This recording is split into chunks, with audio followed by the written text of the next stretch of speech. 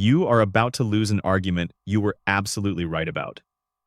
Not because your facts were wrong, not because your logic was weak. You are about to lose because the moment the other person felt attacked, their brain stopped listening to you completely. And here's the strange part. The people who win arguments most consistently are rarely the ones who argue the hardest. They are the ones who never really seem to be arguing at all.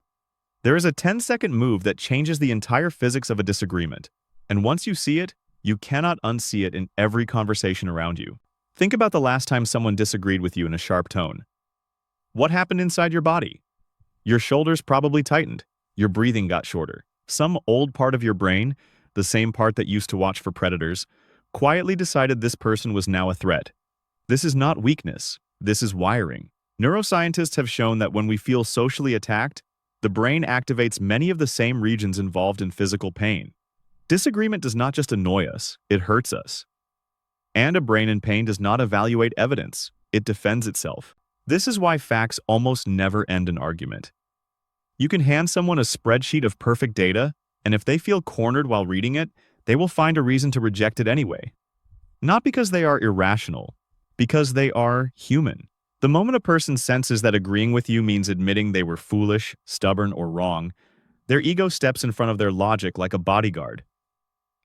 And once the bodyguard is standing there, no amount of reasoning gets past him. So, the real skill in winning a disagreement is not building a stronger argument.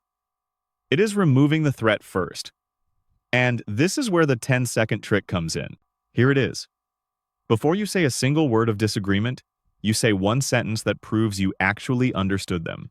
Something as simple as, "That makes sense," especially if you were looking at it from this angle. Or, "I can see exactly why you would think that." You are not agreeing with their conclusion. You are agreeing that their thinking is reasonable. That single sentence takes about 10 seconds to say, and it does something remarkable. It tells their nervous system, you are not under attack. And a nervous system that feels safe stops defending and starts listening. This is called steel manning, and it is the opposite of what most people do naturally. Most people straw man an argument, quietly simplifying the other person's position into something weaker and easier to knock down. It feels satisfying in the moment, but it guarantees defensiveness, because everyone can sense when their view has been flattened into a caricature. Steel manning does the reverse. You restate their position in its strongest, most respectable form before you challenge it. You cannot feel cornered by someone who just proved they understand you better than you expected.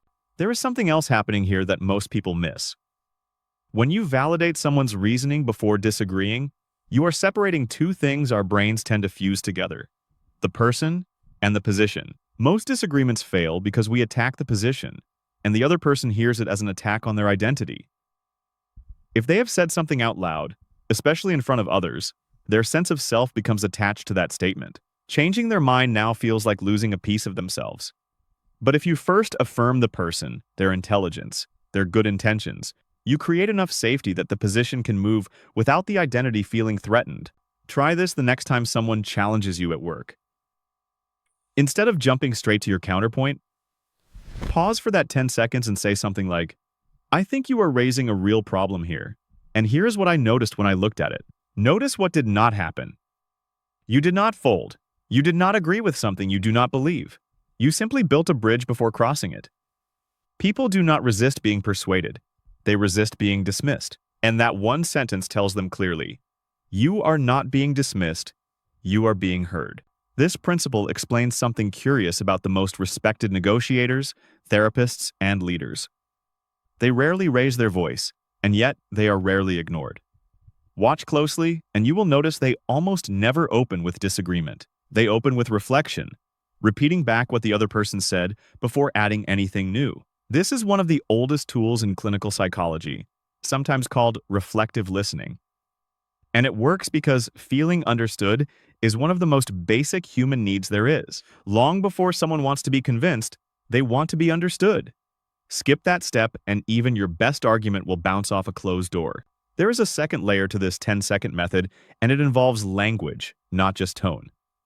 Notice the difference between saying, "You are wrong about this," and saying, "I used to think that too, until I noticed something." The first sentence puts you on opposite sides of a wall. The second puts you both on the same side, looking at the same problem together.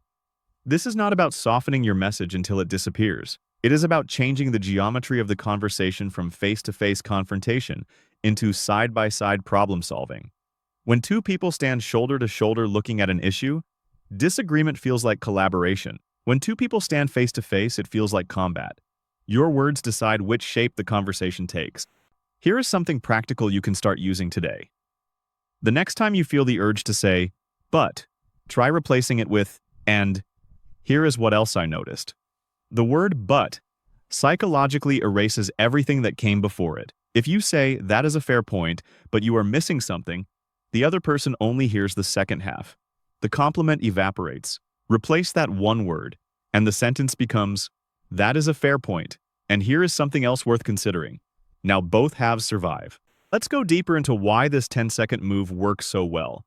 Because understanding the mechanism makes it far easier to use naturally instead of forcing it like a script. Every argument you have ever lost, really lost, in the sense that the other person left more entrenched than before, followed a similar pattern.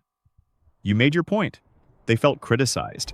Their brain flagged the interaction as a threat. And once that happens, something called reactive devaluation kicks in. A pattern where people automatically discount an idea simply because it came from someone they now perceive as an opponent. It does not matter how good your idea is at that point. The moment you become the enemy, your evidence becomes suspicious by default. Now picture the opposite scenario. You open with genuine understanding. The other person's brain never flags you as a threat in the first place. There is no wall to tear down because you never built one. This is why the order of operations matters so much. Empathy first, correction second, works. Correction first, empathy as an afterthought. Rarely does, because by the time you try to soften things, the damage to their sense of safety has already happened. Consider a simple example. Imagine a coworker insists a project deadline is impossible, and you believe it is completely doable. The instinct is to immediately explain why they are wrong. Instead, try this. Say, "I get why this feels tight, especially with everything else on your plate right now." That took about 10 seconds, and it did not concede the deadline at all. It simply proved you were listening to their actual concern, not just waiting for your turn to speak. Only after that do you add your perspective. Something like, "and here is a way we might be able to make it work without burning everyone out." Same principle applies in personal relationships, often with even higher stakes. If your partner says you never listen to me, the natural defensive response is to list every time you did listen, which almost always backfires, because now they feel unheard twice. A completely different outcome happens if you pause and say, "I hear that you have been feeling unheard, and that must be frustrating." That sentence does not admit you never listen. It acknowledges their emotional experience as real, which is separate from agreeing with the literal claim. Once someone feels emotionally acknowledged, they become far more willing to hear nuance, including the fact that you have been trying, just maybe not in the way they needed. There is a reason this feels almost too simple to actually work. We have been culturally trained to think persuasion means pressure. More facts, louder tone, a stronger comeback. But pressure only works on people who already agree with you. On anyone who feels even slightly threatened, pressure produces the opposite of persuasion. It produces resistance, a well-studied psychological reaction where people cling harder to a position, specifically because they feel their freedom to think for themselves is being challenged. The harder you push, the harder certain people push back.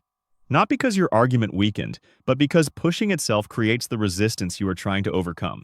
This is why calm, understanding communicators often seem to have an unfair advantage in disagreements. They have simply learned, often without realizing it, that removing threat is more persuasive than adding pressure. Once you notice this pattern, you will see it everywhere. In negotiators who repeat the other side's position before making a counteroffer, in therapists who reflect a client's feelings before gently challenging a belief, in the friend everyone goes to for advice because somehow disagreeing with them never feels like a fight. None of this means avoiding disagreement. It means disagreeing in a way that keeps the other person's nervous system calm enough to actually process what you are saying. Winning an argument was never really about defeating someone with better logic. It was about creating enough psychological safety that logic finally has a chance to be heard. The loudest voice in the room rarely changes minds. The calmest, most understanding voice usually does, because it is the only one the brain does not feel the need to fight against. So, here is your homework before your very next disagreement, whether it is with a coworker, a partner, or a stranger online. Before you defend your position, spend 10 seconds proving you understood theirs. Watch what happens to the tension in the room. You will notice people softening, leaning in instead of pulling away, becoming curious instead of defensive. That shift is not luck. It is psychology working exactly the way it is designed to. This changed the way you think about disagreements? Hit like on this video and subscribe for more insights like this one. And here is a question worth sitting with. The next time you disagree with someone you care about, will you aim to win the argument, or will you aim to actually be understood? Because more often than not, you cannot have both.